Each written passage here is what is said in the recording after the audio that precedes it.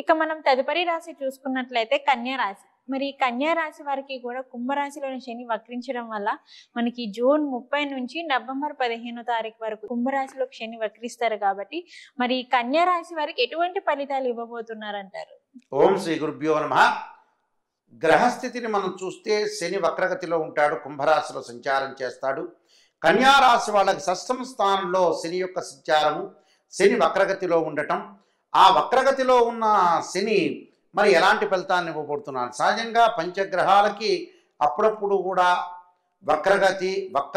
వక్రస్థితి అనేది వస్తుంటుంది. రాహుకేతులకి ఎల్లప్పుడూ కూడా వక్రస్థితిలో ఉంటారు. సూర్యచంద్రులకు వక్రగతి అనేది లేదు. బుధుడు, గురువు, శుక్రుడు, శని ఈ పంచగ్రహాలకి వక్రస్థితి అనేది ఏర్పడుతుంటుంది.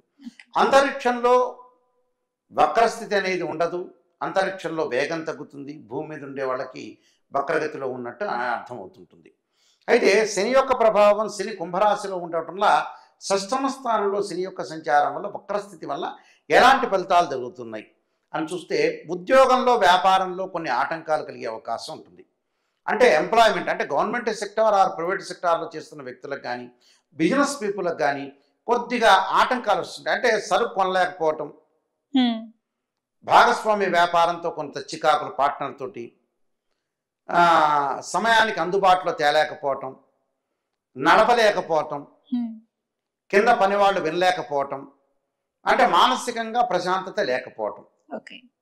ఆదాయం వస్తుంటుంది, విపరీతంగా క్లయింట్స్ వస్తుంటారు, కానీ నడపలేకపోతారు. దానితో పాటు ఉద్యోగస్తులకు కూడా పెండింగ్ ఫైల్స్ అన్నీ కూడా పూర్తి కాలేకపోవటం, అధికారుల యొక్క మన్ననలు పొందలేకపోవటం, ప్రమోషన్లు వచ్చే స్థితి అనేది లేకపోవటం, ఈ గందరగోళ పరిస్థితులు. దాంతోపాటు సంబంధాలలో విభేదాలు బాగా పెరుగుతాయి. అది స్నేహితులు కావచ్చు, బంధువులు కావచ్చు, వాళ్ళ ఉద్యోగంలో కావచ్చు, వ్యాపారంలో కావచ్చు. అంటే డిస్టెన్స్ మెయింటైన్ చేసే అవకాశాలు ఎక్కువగా ఉంటాయి. అంటే డిస్టెన్స్ మెయింటైన్ చేయటం అంటే ఏంటంటే దూరం జరగటం అని అర్థం. అంటే మ్యూచువల్ అండర్స్టాండింగ్ లేకుండా దూరం జరిగే అవకాశం ఉంటుంది. అంటే ఆప్యాయత, అనురాగము, ప్రేమ ఇలాంటివన్నీ కూడా తగ్గే అవకాశాలు ఎక్కువగా ఉంటాయి. దాంతోపాటు ఉద్యోగులకు రాజకీయ కారణంగా కొన్ని సమస్యలు ఎదుర్కొంటారు. అంటే అతిపెద్ద ఉద్యోగులు ఉంటారు, ఉద్యోగులు రాజకీయ నాయకులతో లింకప్ ఉంటుంది. ఆ లింకప్లో రాజకీయ నాయకుల యొక్క ఒత్తిడిని ఈ ఉద్యోగస్తులు తట్టుకోలేకపోతారు. అంటే మెంటల్లీ డిజార్డర్ అవుతారని అర్థం. అంటే వాళ్ళు చెప్పే విషయాలు వీళ్ళకి నచ్చకపోవచ్చు, వీళ్ళు చెప్పే విషయాలు వాళ్ళకి నచ్చకపోవచ్చు. నచ్చాలని ప్రపంచంలో రూల్ లేదుగా.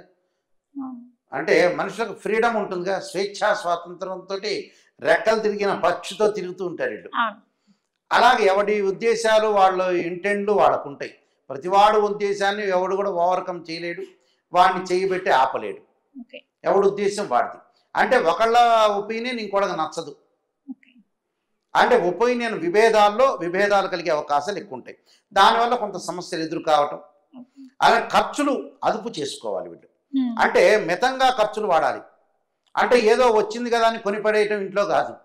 ఖర్చులు ఎంతవరకు మనం ఖర్చు పెడుతున్నా, ఎక్స్పెండిచర్స్ ఎంత, మనకి ఇన్కమ్ ఎంత, ఎక్స్పెండిచర్స్ ఎంత ఉంటాయి, మనం ఎంతవరకు ఖర్చు చేయాలి, పిల్లలకి ఎలా ఖర్చు పెట్టాలి, స్కూల్ ఫీజులు ఎలా ఉండాలి, నేను ఎంత ఖర్చు చేసుకోవాలి అనేవి ఒక బడ్జెట్ వేసుకొని ముందుకు వెళ్ళటం అనేది చాలా మంచిది.